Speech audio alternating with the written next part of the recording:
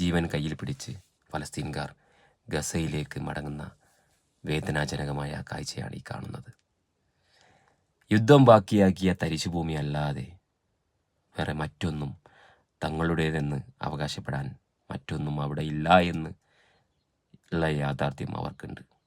എന്നാലും ജനിച്ച ഭൂമിയിൽ തന്നെ മരണം സംഭവിക്കണം എന്നുള്ള ആഗ്രഹവും അവർക്കുണ്ട്.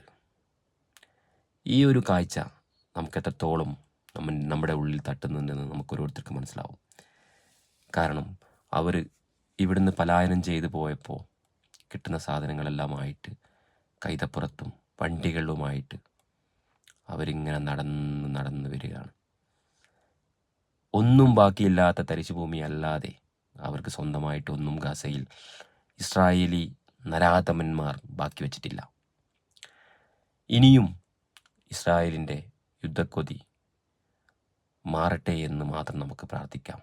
ഇനിയും ഈ പാവങ്ങളുടെ മേൽ മിസൈലുകൾ വർഷിക്കാതിരിക്കട്ടെ.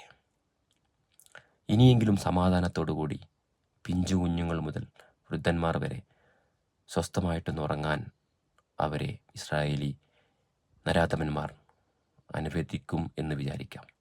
സമാധാനം പുലരട്ടെ. ഗാസ പുഞ്ചിരിക്കട്ടെ.